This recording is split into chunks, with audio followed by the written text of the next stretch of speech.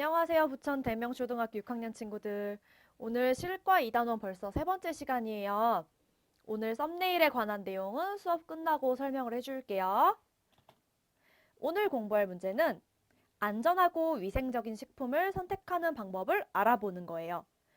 그런데 조금 눈치가 빠른 친구들은 눈치를 채셨겠지만 우리 중간에 안 한 거 있는데? 라고 생각하실 수도 있을 것 같아요. 지난 시간에 배운 내용 그 다음이 바느질하는 내용이잖아요. 그 뒤에는 뜨개질하는 내용.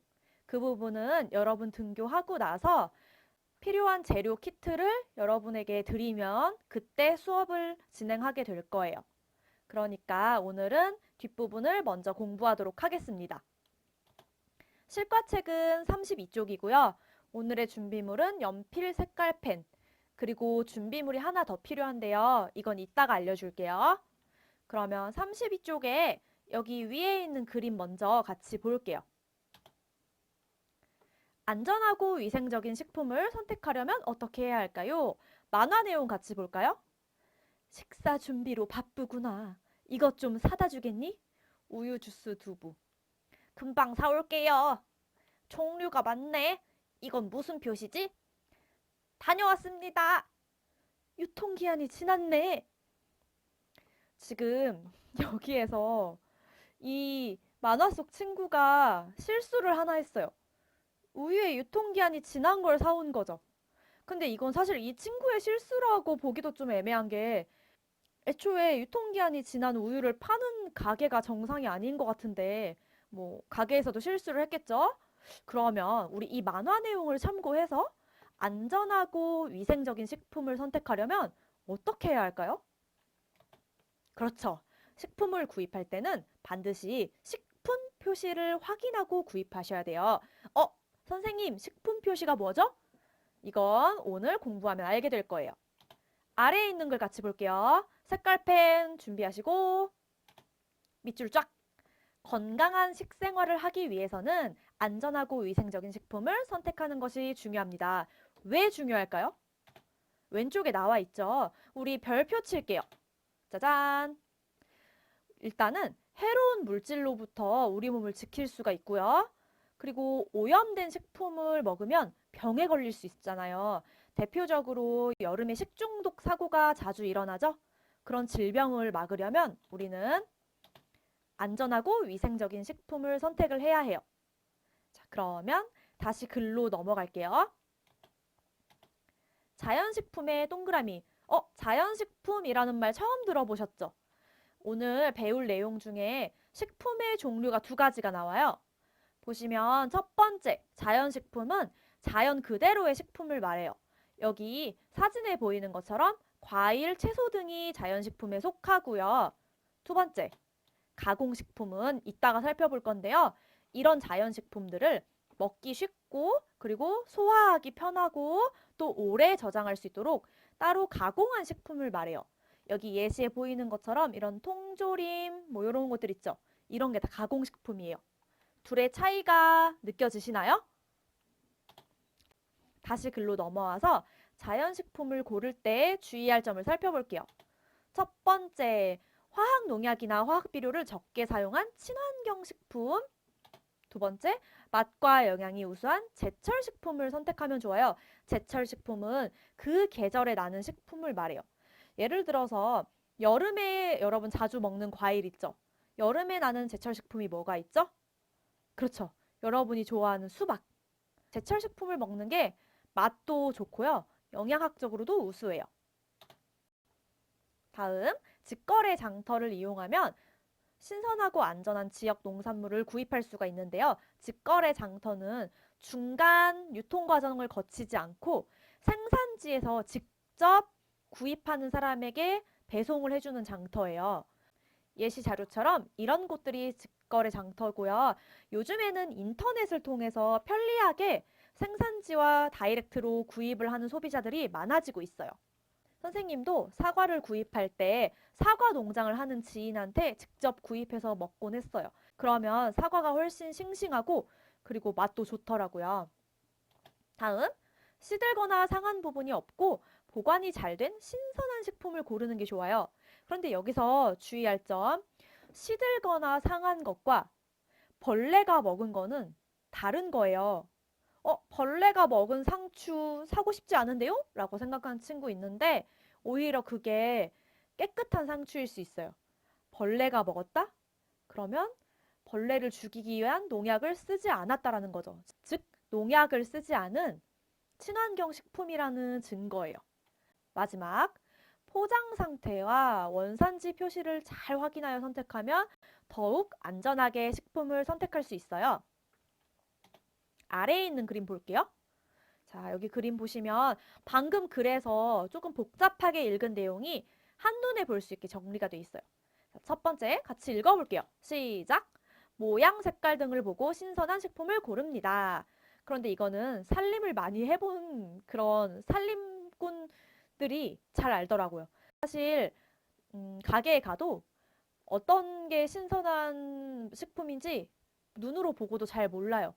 상식이 좀 있어야지 이런 것도 잘 고를 수 있는 것 같아요. 두 번째, 직거래 장터를 이용하여 식품을 구입합니다. 세 번째, 제철 식품과 지역 농산물을 구입합니다. 네 번째, 식품 표시를 확인하여 친환경 식품을 선택합니다. 친환경 식품만 사용하는 대표적인 식사 메뉴가 있어요. 뭘까요? 이거 맞추면 진짜 똑똑한 거예요. 정답은? 그렇죠. 학교 급식이죠. 학교 급식은 친환경 식품만 선택해서 만들어져요. 그러니까 건강한 메뉴라고 생각할 수 있죠? 그럼 오른쪽 33쪽 볼게요. 아까 봤던 식품의 종류 두 번째, 가공식품에 대한 내용이 나와 있어요. 아까 같이 살펴봤다시피 밑줄 치시고 식품을 오랫동안 보관을 하고 맛이나 향을 좋게 하기 위해서 식품 첨가물을 넣어 만들어요. 오른쪽 보시면 식품 첨가물에 대한 설명이 나와 있는데 식품의 보존기한을 늘리거나 색깔, 맛, 모양을 좋게 하기 위해서 첨가하는 물질이에요.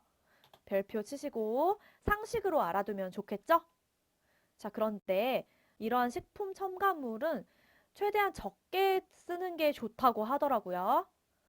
그 말은 즉 가공식품보다는 자연식품을 먹는 게 우리 몸에 좋다는 거겠죠? 다음 밑줄 치시고 식품의 포장 상태와 포장지의 용기에 적힌 식품 표시 내용을 꼼꼼히 확인하셔야 돼요. 자, 여기서 중요한 내용이 나와요. 식품 표시? 오른쪽에 나와 있죠? 별표 치시고 제품 포장지에 원재료명이랑 함량, 내용량, 제조일자, 유통기한 등등을 표시한 건데요. 이거 이따 같이 살펴볼게요. 아, 그리고 가공식품을 살 때는 식품 인증 마크가 찍혀져 있는 걸 사는 게 훨씬 좋아요. 이런 거 우리 물건 고르다가 본 적 있는 친구들도 있을 거예요. 유기농 제품, 농약 안 쓴 제품, 그 다음에 항생제를 쓰지 않은 제품. 이런 것들이 자연식품보다는 아니겠지만 그래도 다른 가공식품들에 비해서 우리 몸에 훨씬 더 좋다고 볼 수 있겠죠. 그러면 우리 교과서에 있는 우유의 가공식품 표시 예를 한번 같이 볼게요. 혹시 집에 우유나 뭐 주스, 콜라 이런 거 있으면 같이 가져와서 볼까요? 잠깐 일시정지 하시고 냉장고 한번 뒤져보세요. 없는 친구들은 여기 있는 거 같이 볼게요. 내용량. 이거는 얼마나 들어있는지를 표시해 주는 거예요. 그래서 지금 여기 보시면 자세히 안 보이지만 500ml 우유네요. 내용량은 500ml예요. 그리고 두 번째, 영양 성분을 표시를 해주는데 음식마다 영양소가 들어있잖아요.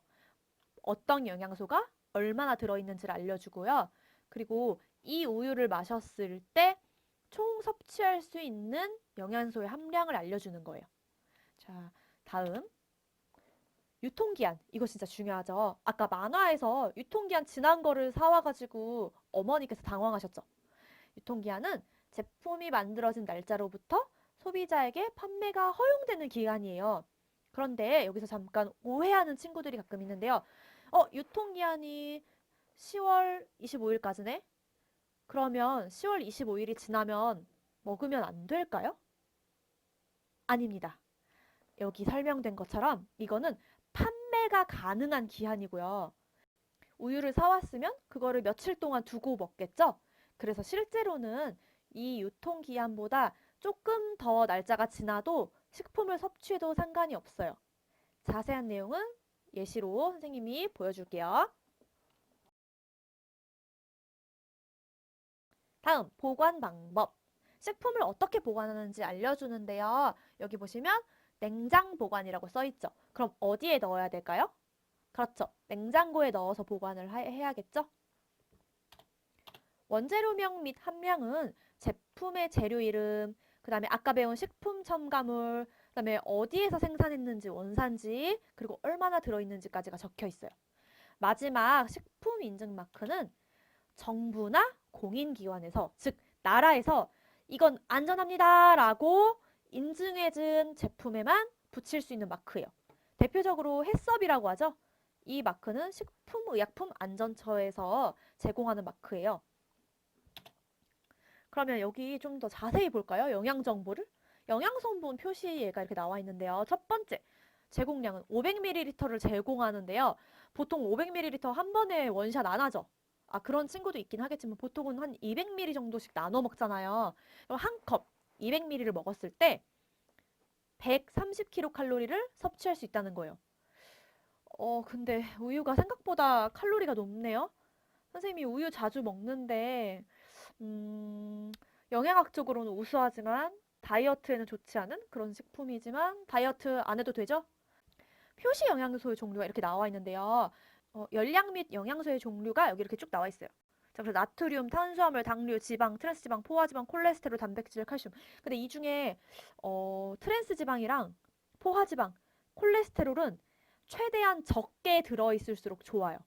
이거 꼭 참고하세요. 다음. 1일 영양성분 기준치에 대한 비율은 뭐냐면요. 이거 다 먹었을 때 하루 우리가 꼭 섭취해야 되는 영양소 있죠. 그거 대비해서 얼만큼 섭취할 수 있는지를 알려주는 거예요. 예를 들어서 이거 200ml 한 잔 마시면요. 하루에 섭취해야 하는 나트륨의 5%만큼 섭취할 수 있다라는 내용이에요. 자, 마지막으로 영양소 함량은 제품에 각 포함된 영양소의 양을 알 수 있는 거예요. 그래서 이렇게 영양성분 표시를 보면서 식품을 섭취하면 조금 더 도움이 되고요. 오늘의 과제는 33쪽에 지금 선생님이 이 캡처한 부분 있죠? 아래에 있는 질문은 할 필요가 없고요. 이 위에 있는 표만 작성해서 선생님께 1대1 채팅으로 보내주시면 되는데요. 일단은 여러분이 자주 먹는 식품 포장재의 식품 정보 표시면을 보고 그거를 오려서 여기 붙이고 내용을 확인해서 적는 거예요.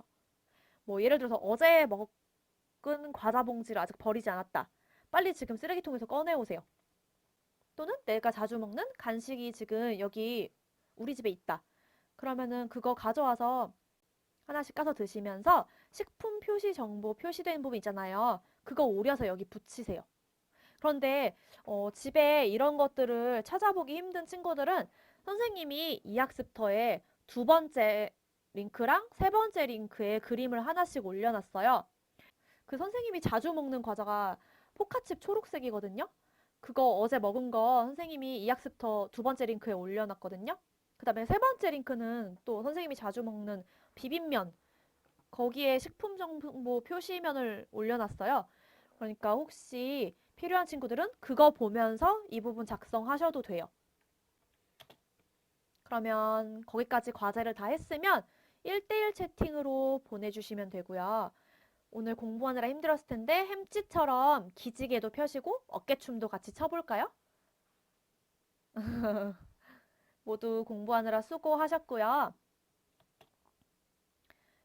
앞에서 약속한 대로 오늘 썸네일에 관한 내용은 여기서 설명하고 수업을 마무리할게요.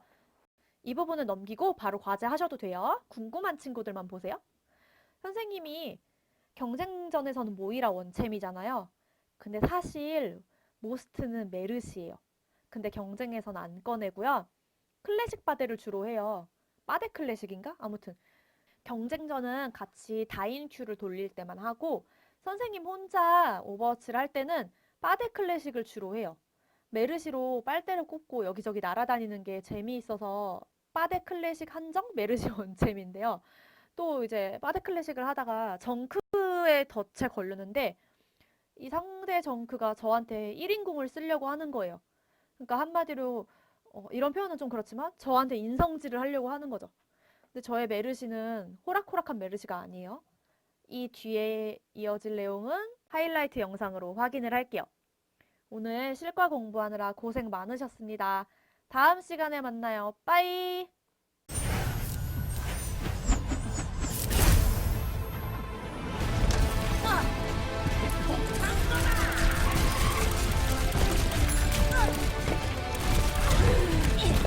영웅은 죽지 않아요.